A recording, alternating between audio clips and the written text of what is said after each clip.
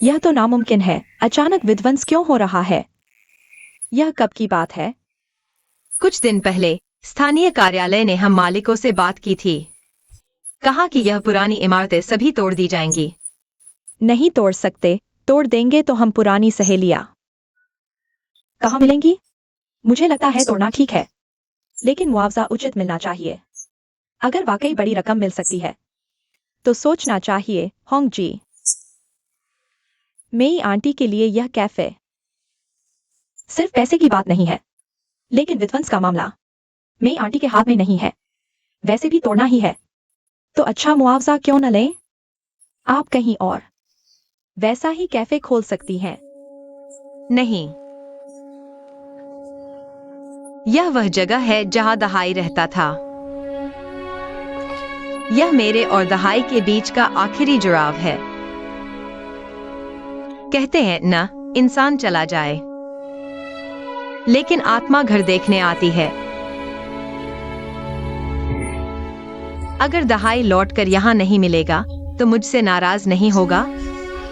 चाहे मुझे एक महल ही क्यों न मिल जाए, उसका क्या फायदा? मेरी आंटी, मेरी आंटी, मेरी आंटी। मेरी गलती है, मैंने गलत कहा। रो मत, रो मत। टीवी में तो अभी पुरानी इमारतों को बचाने की बात हो रही है। तुम्हारी यह छोटी इमारत इतने सालों से है। शायद तुम उनसे अच्छे से बात करो तो कोई रास्ता निकल आए। हम सब मिलकर कोई उपाय सोचते हैं। चलो हम सब मिलकर एक पत्र लिखकर विध्वंस कार्यालय को भेजें, या फिर मीडिया को बुलाकर खबर करवा दें। यह नगर निगम का विध्वंस है, व्यावसायिक नहीं। और फिर मेरी यह जगह कोई ऐतिहासिक धरोहर तो है नहीं। मीडिया को बुलाकर भी क्या खबर करेंगे? तो फिर कोई और रास्ता नहीं है। जो भी हो, मैं यह हस्ताक्षर नहीं करूंगी। अगर तोड़ना ही है तो मेरे मरने के बाद तोड़ना।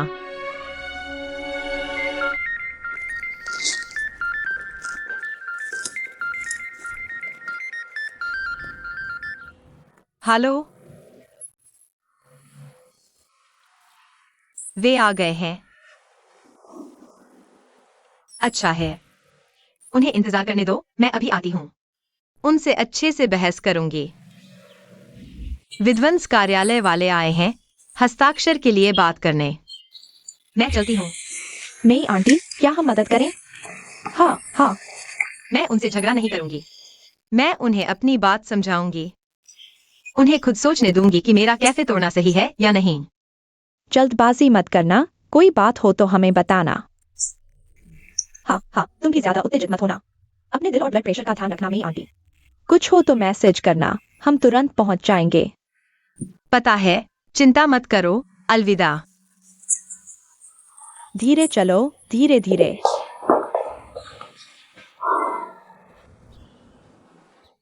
क्या तुम्हें लगता है मेरी आंटी का ये मामला सफल होगा? कहना मुश्किल है, लेकिन आजकल की जमीन अधिग्रहण प्रक्रिया नियमों के अनुसार होती है। सब अच्छे से तय हो जाएगा। मैं वाकई थोड़ा तनाव में हूँ। तुम्हें पिछली बार का वो धोखेबाज वाला मामला याद है? खैर, मेरी आंटी के इस मामले में मैं सलाह देने की हिम्मत नहीं कर रहा। डर लगता है गलत बोल दूं। हम उन्हें सांत्वना देने के अलावा और क्या कर सकते हैं? साथ देना।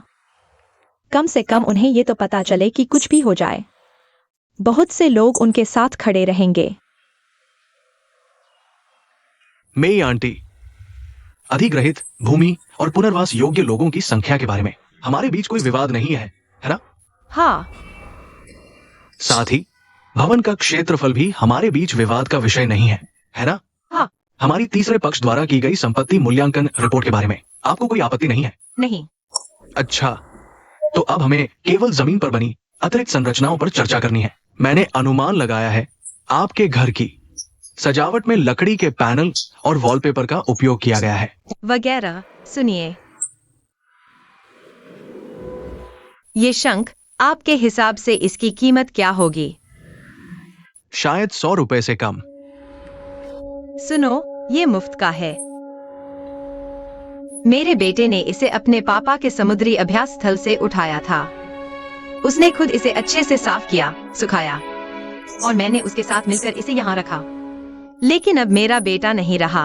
अब आप ही बताइए, ये शंख, इसकी क्या कीमत है? ये पूर्वजों की यादगार चीज, इसका मूल्य कैसे तय करें? आप समझदार हैं, तो मुझसे जमीन की चीजों के बारे में बात मत करो। यहाँ की हर चीज मेरे लिए अमूल्य है। ये घर मेरे लिए भी अमूल्य है। अपने अधिकारियों और विशेषज्ञों को बताइए। मुझे एक उचित जवाब दीजिए, वरना मैं इस समझौते पर कभी हस्ताक्षर नहीं करूंगी। हम समझ गए। मेरी आंटी, आप परेशान न हो, हम वापस जा रहे हैं। विशेषज्ञों से फिर से सलाह लेते हैं। हमारे काम में सहयोग देने के लिए धन्यवाद।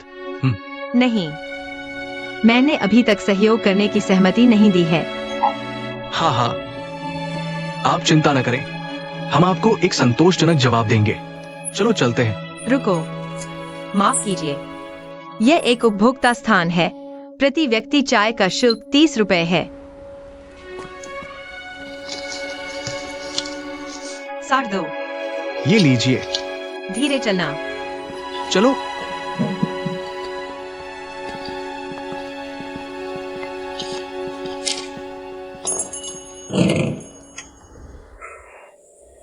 मेरी आंटी, आप अभी बहुत शानदार थीं।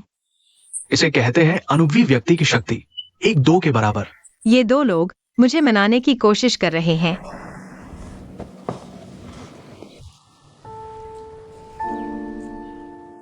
सॉन्ग मैडम, क्या आप अभी भी कुत्ते को पालना चाहेंगी? हाँ। क्या यह अभी भी भाई है? हाँ। तो मैं और भी तैयार हूँ। इसे लंबे समय से नहीं देखा। मुझे इसकी याद आ रही है, लेकिन इस बार शायद इसे आपके यहाँ लंबे समय तक रखना पड़े। जितना भी समय लगे, मैं तैयार हूँ। सॉन्ग दादी का घर भाई का घर है। एलन, तुम फिर से बाहर खेलने जा रही हो? मुझे शायद एक लंबी यात्रा पर जाना है। मैं आपको पहले ही सूचित कर दूंगा, ठीक है? लेकिन कल मुझे बाहर जाना है। मुझे लिन किंगशान के पास जाना है। मुझे एक बड़ा लाल फूल बदलना है। लाल रंग शुभ है। मैं तुम्हारे साथ चलता हूँ। मेरी मिलान भी। हाल ही में पत्ते गिर रहे हैं। मैं लिन साहब से पूछना चाहता हूँ कि यह क्या है। ठीक है, हम साथ चलते हैं। मैं फिर से लिन साहब से जीवन शिक्षा की कक्षा सुनना चाहता हूँ। मैं तुम्हें बताता हूँ, अब मैं किताबें पढ़ता हूँ। खुद को समृद्ध करना चाहता हूँ। पूरे दिन कपड़े खरीदना, गेम खेलना, बचकाना। लीना, यह तुम्हारा सौभाग्य है। तुम्हारी वह जीवन की समझ जिससे तुम ईर्ष्या करती हो, किताबों से याद करके नहीं आती। यह दुख और आंसुओं से उपजी है। तुम्हारे जैसे सब कुछ आसानी से मिल जाने वाले लोग। हम ईर्ष्या भी नहीं कर सकते। एक कहावत है, जिसने रात में कभी रोया नहीं, वह जीवन के बारे में बात करने के लायक नहीं। लेकिन रात में रोना, उसके लिए कितना बड़ा दुख चाहिए।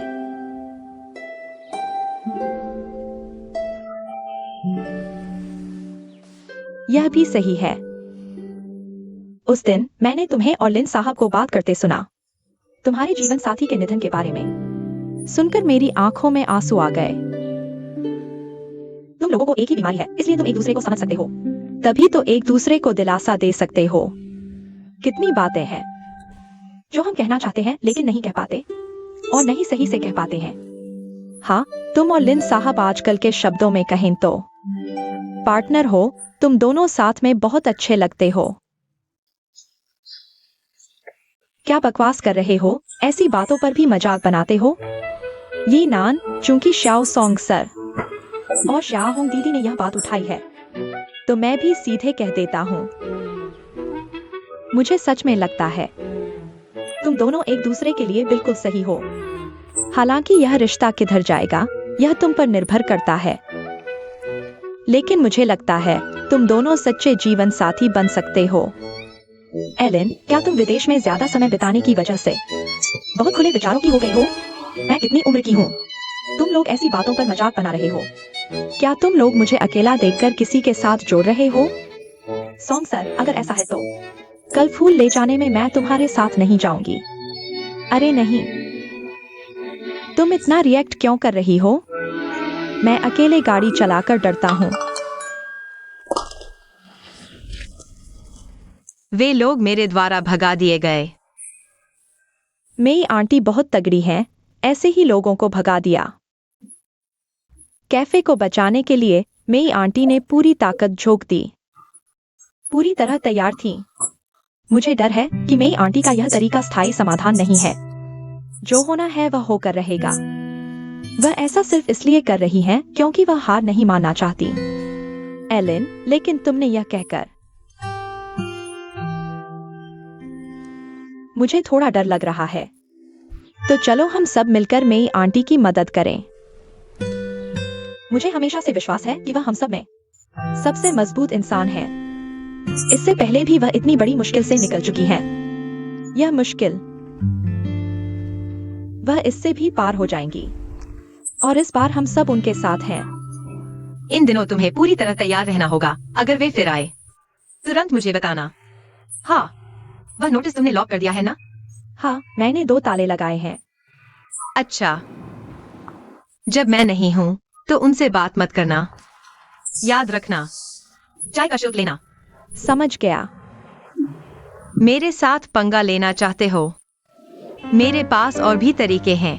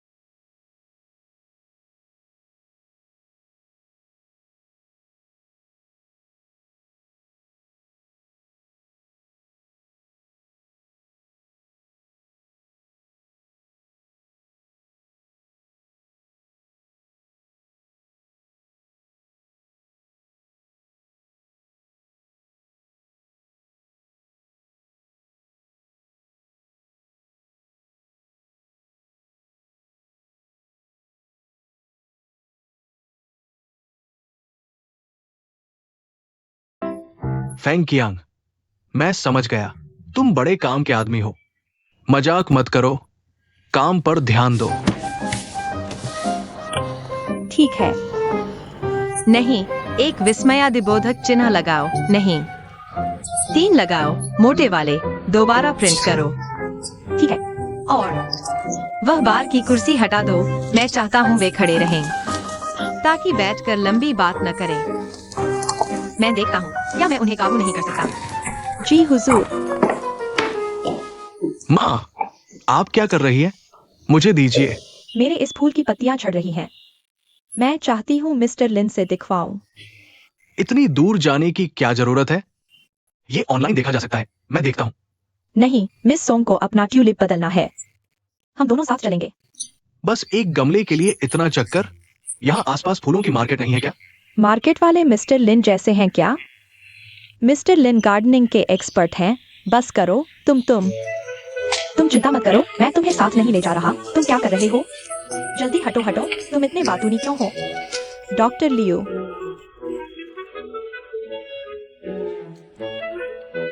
आज तुम लोग कढ़ाई नहीं कर रहे? आज हम आराम कर रहे हैं, मैं और डॉक्टर लियो। लिन किंगशान के घर जा रहे हैं। इतनी दूर जाने का पैसा एक और गमला खरीदने के लिए काफी है। तुम युवा लोग हर चीज को पैसे में बदल देते हो।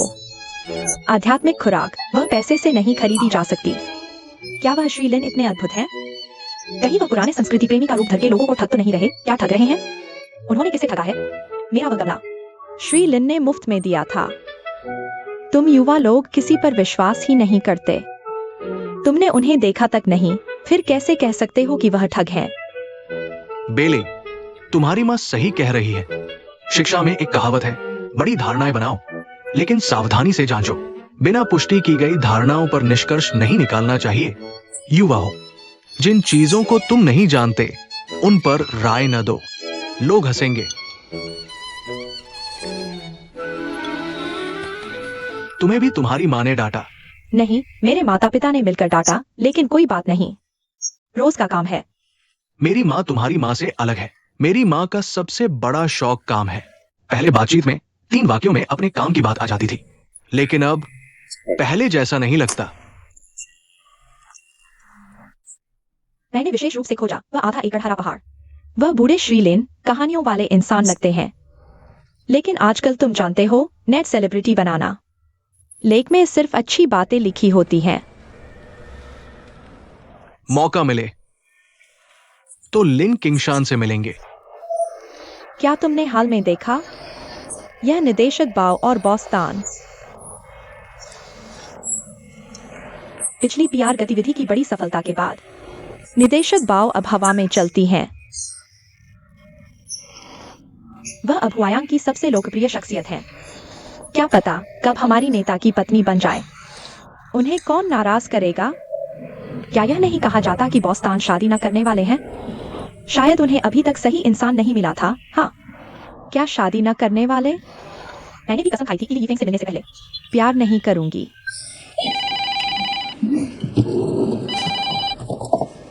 हेलो, नमस्ते। ठीक है। कोई तुम्हें ढूंढ रहा है लॉबी में। मुझे? बिना अपॉइंटमेंट के? कितना अजीब। मैं पहले देखता हूँ। ठीक है। नमस्ते। वह पहले ही नीचे चली गई है। नमस्ते, मैं लाइक्सी हेल्थ केयर का पब्लिक रिलेशंस विशेषज्ञ हूं। डैनियल, ये है माइक। नमस्ते। क्या आप मुझसे मिलने आए हैं या हमारे डायरेक्टर बाव से मिलने? आपसे मिलना ही काफी है। मैं ही आपका डायरेक्टर हूं, पिछली कंपनी के सहकर्मी। मेरा नाम माइक है। आप लोगों को मुझसे क्या चाहिए? तनाव मत लीजिए। डैनियल ने आपकी पिछली पीआर गतिविधि देखी थी, बहुत सफल रही थी। आपसे इस बारे में सलाह लेना चाहते हैं। क्या आपके ऑफिस के बाद कोई और प्रोग्राम है? चलिए कहीं बैठकर बात करते हैं। हाँ बिल्कुल, हम तो बस गपशप करना चाहते हैं। आप तनाव न ले, डायरेक्टर बाव को बताने की भी जरूरत नहीं। ठीक है, मैं 6 बजे ऑफिस से निकलूंगा। अच्छा, तो हम संपर्क नंबर एक्सचेंज कर लेते हैं। बाद में आपको सटीक लोकेशन भेज देंगे। यह गुलाबी वाला तो बहुत सुंदर है। या यह लाल सफेद वाला? लाल सफेद वाला तो बेहद खूबसूरत है। सोने की किनारी वाला। आपको कौन सा पसंद है? चुनने में दिक्कत हो रही है। वहां और भी ट्यूलिप हैं। श्रीलिन, आप देखिए मेरे इस गमले में क्या समस्या है। जड़ों की समस्या है। जड़ें बहुत सूखी हुई हैं। लेकिन मैं समय पर पानी देता हूँ। आपको मिट्टी को ढीला करना चाहिए। देखिए, मिट्टी सख्त हो गई है। पोषक तत्व जड़ों तक नहीं पहुंच पा रहे, चाहे आप कितना भी पानी या पोषक द्रव्य डालें। असल में जड़ें पर्याप्त अवशोषण नहीं कर पाती। पोषक तत्व गमले के तल से बह जाते हैं। मैं आपको दिखाता हूं। आप ऐसे मिट्टी को ढीला करें। इसे हल्के से ढीला करें, धीरे धीरे। देखिए, क्या ऐसे? हाँ, बिल्कुल सही। श्रीलिन, जड़ें सूख गई हैं। क्या इन्हें बचाया जा सकता है? कोई बात नहीं। कुछ पौधे जितने नाजुक लगते हैं उतने होते नहीं। जड़ें महत्वपूर्ण हैं, लेकिन इनकी जीवटता भी बहुत होती है। आप मेरे साथ आइए।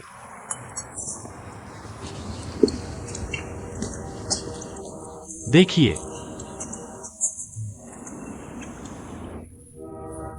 यह कौन सा पेड़ है? रेडवुड। एक साल यूनान के अइलाओ पर्वत में भूकंप आया था। मैंने इसे वहां से बचाकर लाया था। यह प्रजाति बहुत दुर्लभ है। उस समय हमारे बागवानी समूह में कई लोग इसके बारे में चर्चा कर रहे थे। तस्वीर से देखकर इसकी जड़ें बहुत खराब हो गई हैं। कई विशेषज्ञों ने भी कहा यह बिल्कुल भी नहीं बच सकता, लेकिन मैंने देखा कि इसके पत्ते अभी भी हरे हैं। मुझे लगा ये पत्ते मुझसे कह रहे हैं। वे कह रहे हैं, जल्दी मुझे बचाओ, मैं जीना चाहता हूं। उस समय मैंने एक टिकट खरीदा और कुनमिंग के लिए उड़ान भरी, और फिर भूकंप प्रभावित क्षेत्र तक गाड़ी से गया। बहुत मेहनत के बाद मैं इसे यूनान से यहां तक बचाकर लाया। उस समय मैंने लगातार कई दिन और रात बगीचे में बिताए।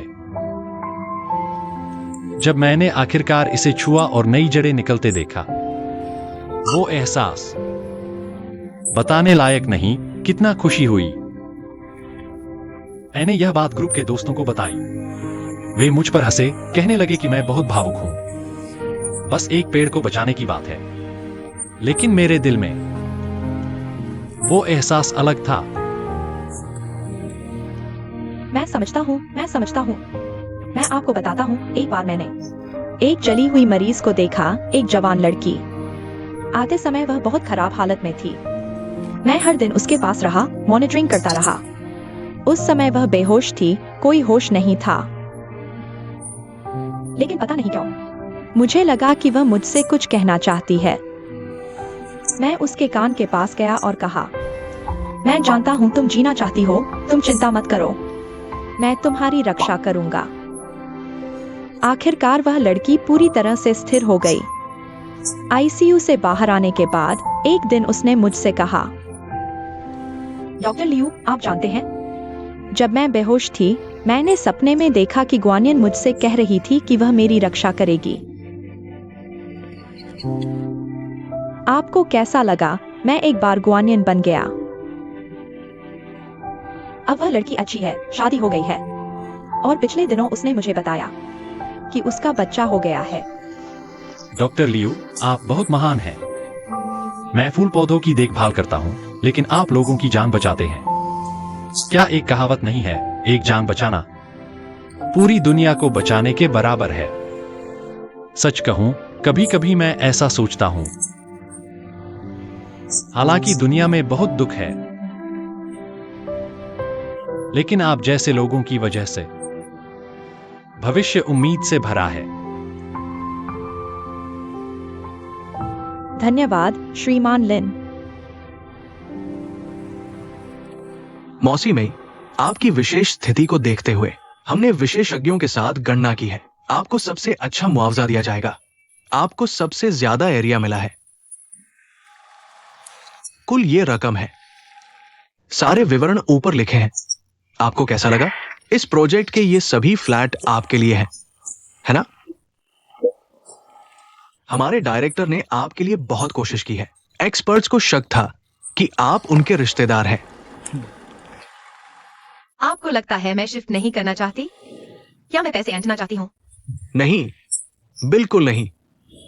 हम चाहते हैं कि संभव सीमा में आपको सबसे अच्छा कंपनसेशन मिले। इस जगह से मेरा लगाव पैसों से नहीं तोला जा सकता।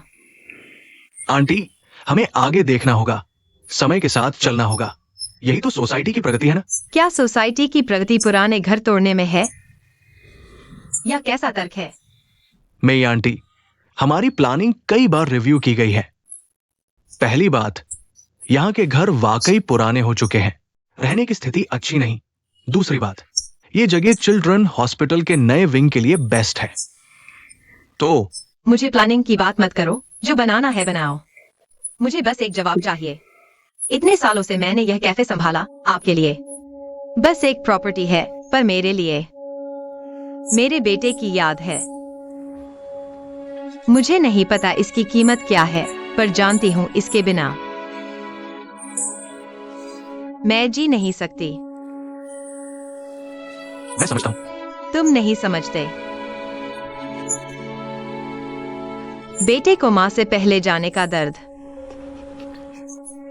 तुम नहीं जानते। हर दिन कैसे कटता है मेरा। जब तक मैंने बेटे का यह कैफे नहीं संभाला, तब तक मुझे लगा ही नहीं कि मैं जी रही हूं। आप ही बताओ। बेटा चला गया, मुझे इतने पैसे, इतना बड़ा घर, क्या फायदा?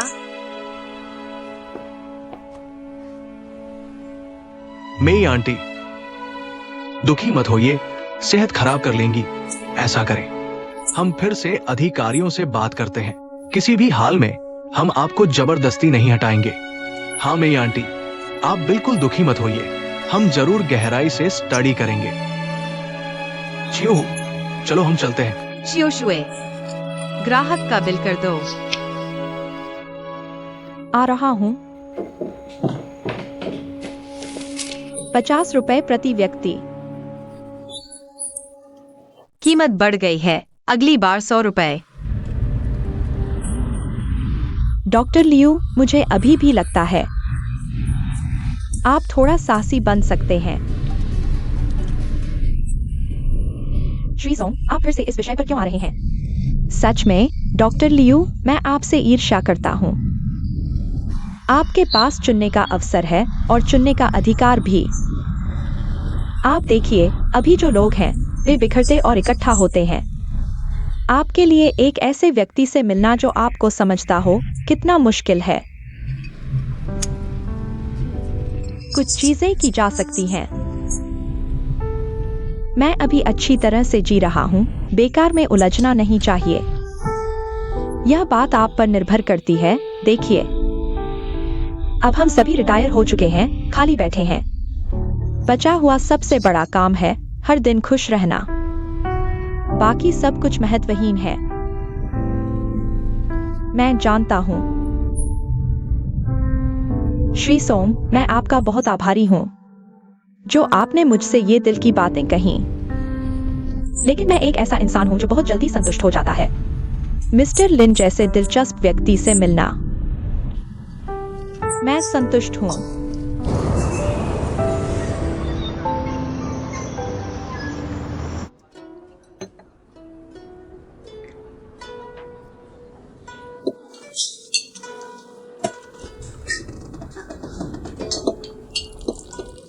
धन्यवाद। सचिव सन, आपकी कंपनी की पिछली पीआर कार्यवाही बहुत सफल रही। ठीक है। हमारी जानकारी के अनुसार हुआयांग के सीईओ तानफेंग उत्पाद विकास पर अधिक ध्यान देते हैं, पीआर व्यवसाय पर हमेशा से हुआयांग की प्राथमिकता नहीं रहा।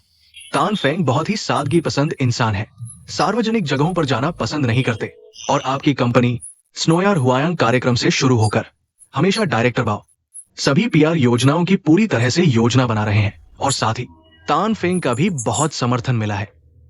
हाँ, आप क्या सोचते हैं? मैं क्या देखूं? क्यों बाओ बिले तानफेंग का इतना बड़ा समर्थन प्राप्त कर सकते हैं? काम करने की क्षमता अच्छी है ना? सचिव सन, आज हम जो भी बात करें खुलकर करें। आप निश्चिंत रहें, मैं वादा करता हूं हमारी बातचीत चौथे व्यक्ति तक नहीं पहुंचेगी। हाँ, हम सभी को लगता है बॉस तान को डायरेक्टर बाव पसंद है। बहुत अच्छा। तो बॉस तान आमतौर पर कंपनी में कैसे रहते हैं? वह आमतौर पर बहुत गंभीर रहते हैं, हमारे लिए बहुत सख्त हैं। कई कर्मचारी उनसे डरते हैं। वह एक अविवाहितवादी भी हैं। अविवाहितवादी? फिर वो बाओ डायरेक्टर को क्यों पसंद करते हैं? अविवाहितवादी, ये तो एक बहुत ही आधुनिक लेबल है। तो बॉस तान आमतौर पर कंपनी में क्या वे आपके साथ कुछ छोटे मोटे मजाक नहीं करते, खासकर आप महिला कर्मचारियों के साथ? मजाक? आपको जल्दबाजी करने की जरूरत नहीं है, पहले वापस जाकर अच्छे से सोच लें। मुझे लगता है हमें फिर से बात करने का मौका मिलेगा। आइए।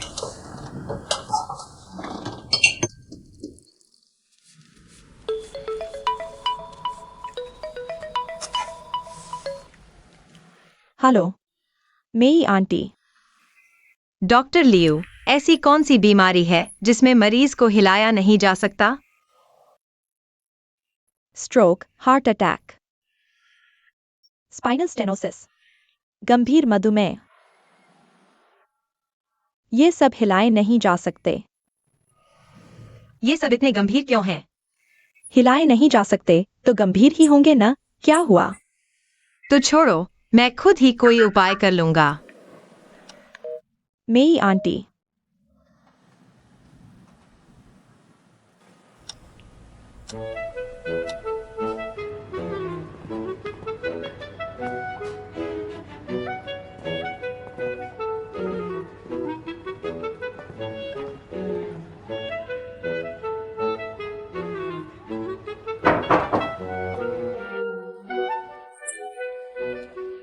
अचानक कैसे बीमार पड़ गई? आप लोग हमेशा विस्थापन की बात करते हैं। मेरी आंटी की पुरानी बीमारी फिर से हो गई। कौन सी बीमारी? पता नहीं, बस ज्यादा उत्तेजित होते ही बेहोश हो जाती है। तो फौरन अस्पताल ले चलो, नहीं तो हम एक गाड़ी भेज देते हैं मेरी आंटी को अस्पताल पहुंचाने के लिए। मेरी आंटी की यह बीमारी है, हिलाई नहीं जा सकती, हार्ट अटैक का खतरा हो सकता है। तो क्या हम एक डॉक्टर भेज दें? पिछली बार मेरी आंटी को 2 साल आराम करने के बाद ठीक हुई थी। डॉक्टरों ने भी कहा था कोई उपाय नहीं, सिर्फ आराम करना है, हिलाना नहीं। ठीक है, तो मेरी आंटी, कोई और बात नहीं। बस आपको सूचित करने आए थे, विस्थापन योजना स्थगित कर दी गई है। स्थगित? हाँ, नई योजना बनने तक। फिर हम आपसे चर्चा करेंगे। आप पहले आराम से स्वस्थ हो जाइए, तो हम आपको परेशान नहीं करेंगे। जैसे ही कहा नहीं तोड़ेंगे। मेरी बीमारी ठीक हो गई। छोटू, चलो हम चलते हैं। और हाँ, क्या अभी भी चाय का शुल्क है? हाँ। नहीं नहीं, जरूरत नहीं। यह कोई अवैध दुकान तो है नहीं। क्या सच में आपसे चाय का शुल्क लूंगा? जल्दी उन्हें विदा करो और पैसे वापस कर दो। आओ अंकल प्लीज।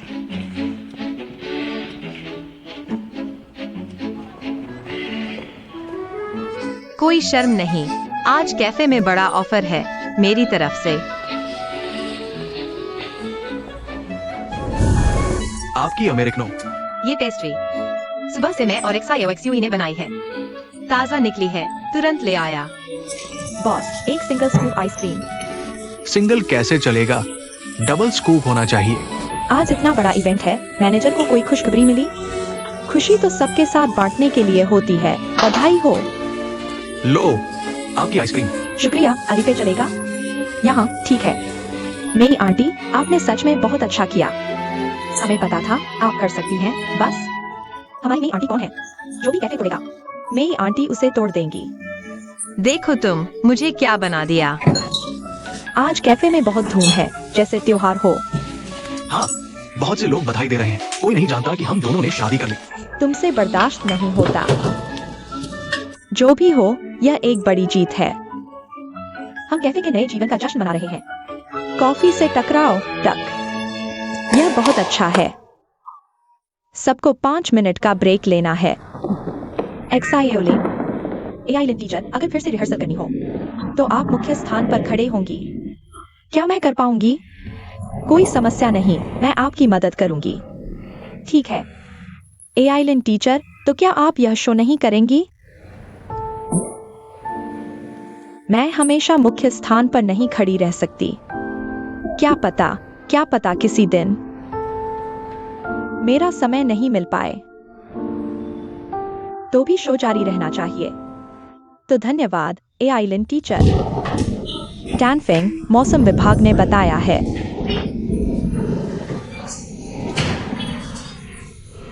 आज रात 7 से 8 की तेज हवाएं चलेंगी, जल्दी घर जाओ। रास्ते में फंस मत जाना।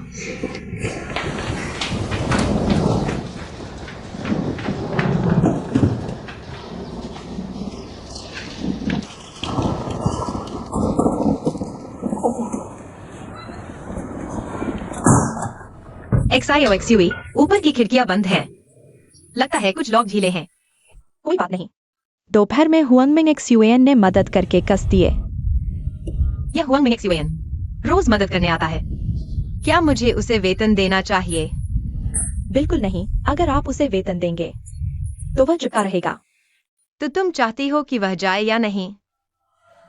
मेरी आंटी, हम वैसे नहीं हैं जैसा आप सोच रही हैं। मेरे दिल में कोई भी दहाई की जगह नहीं ले सकता, हमेशा के लिए।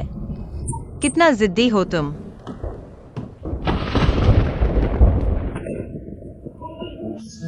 तेज आंधी आने वाली है, बता रहा हूँ, ब्लू अलर्ट है। तुम इतने शांत कैसे बैठे हो? ये ब्लू अलर्ट सबसे निचले स्तर का है, और फिर यहाँ तो RCC की इमारत है, 10वीं श्रेणी के तूफान को भी झेल सकती है। हमारा घर RCC का बना है। वह कैसी मिट्टी है? मैं कह रहा हूँ, क्या तुम अपने काम पर ध्यान दे सकते हो? देखो, तुमसे कुछ कहना कितना मुश्किल है। इतनी बेकार की बातें क्यों कर रहे हो? मैं तुम्हारा PhD छात्र नहीं हूँ। लीना, ये तो मिडिल स्कूल का ज्ञान है। मैं हिंदी की शिक्षिका हूँ, भौतिकी नहीं पढ़ाती। ये तो भूगोल का ज्ञान है। फिर भी मुझे नहीं पता।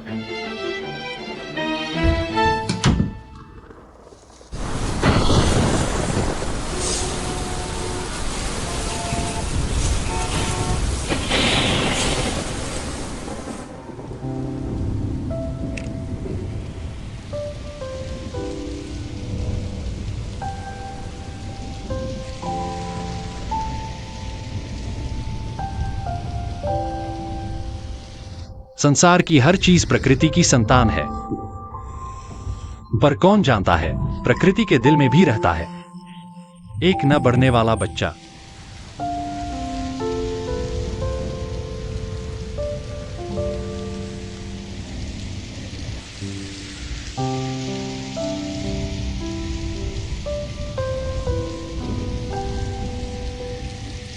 माँ, आज मैं घर पर नाश्ता नहीं करूंगा, मुझे जल्दी कंपनी जाना है। माँ,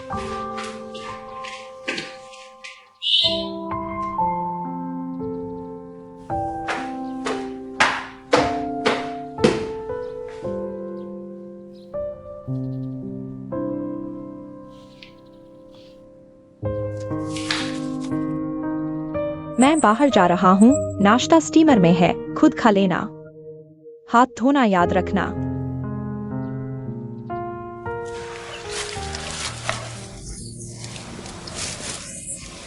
नुकसान तो बहुत ज्यादा है। डॉक्टर लियू, आज शायद दौरा करना मुश्किल होगा। मुझे बगीचे को ठीक करना है। मैं जानता हूँ, मैं जानता हूँ। मैं एक दोस्त के साथ यहाँ आसपास काम से आया था। आपके यहाँ से गुजरते हुए मैंने सोचा कल तो तूफान और बारिश थी। रास्ते में कई पेड़ों की शाखाएं टूटी हुई देखी। लगा आपको मदद चाहिए होगी, इसलिए आ गया। धन्यवाद, सच में शुक्रिया। अरे यार, फिर भी हम तो आधे सहकर्मी ही हैं। आपका यह नुकसान। कोई बात नहीं, बिना तूफान के छोटे पौधे कैसे बड़े होंगे? आप तो बड़े सहज हैं, इतनी मेहनत से संभाला था। एक रात में ऐसा हो गया, दुख नहीं होता? दुख तो है, पर उन पर विश्वास भी तो रखना चाहिए ना। प्रकृति ने उन्हें कठिनाई दी है, लेकिन स्वयं ठीक होने की क्षमता भी दी है। याद रखो, इनके विकास के इतने सालों में तूफान तो बस एक छोटी सी सर्दी जुकाम है। यह छोटी सर्दी नहीं है, यह तो काफी गंभीर है।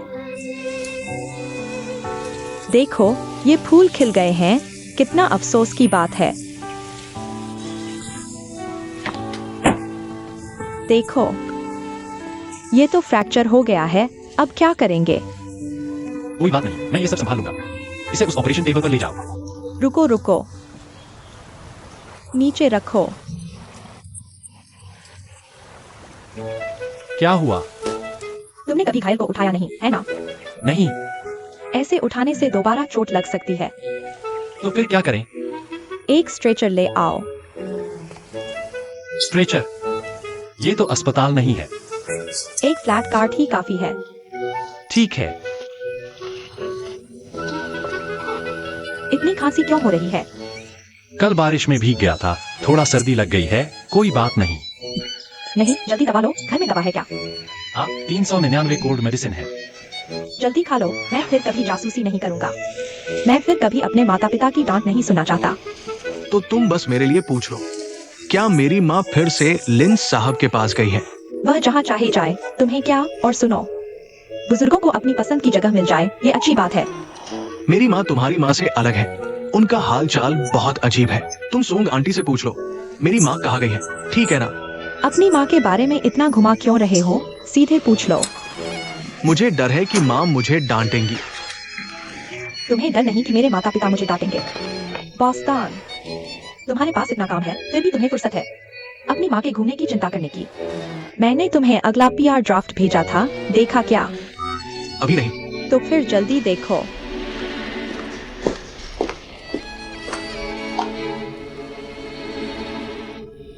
तुम यहाँ खड़े क्यों हो? काम खत्म हो गया। मैं बस गुजर रहा था। मैं चलता हूँ।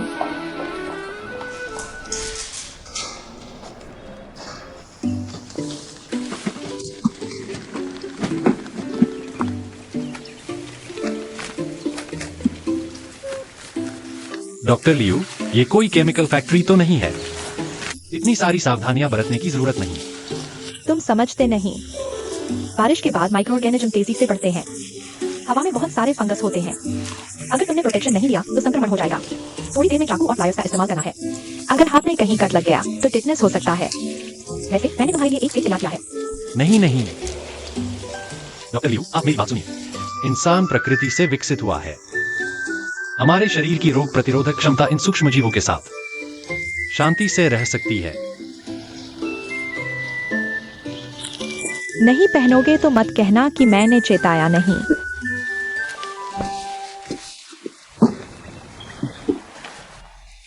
फिलहाल तो आपकी हालत स्थिर लग रही है।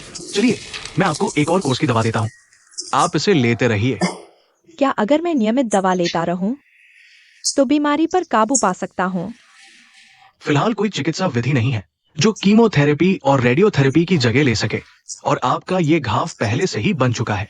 इसे पलटा नहीं जा सकता, क्योंकि अभी कोई चिकित्सा विधि नहीं है जो ये बता सके कि बीमारी अगली बार कब और कितनी तेजी से बढ़ेगी।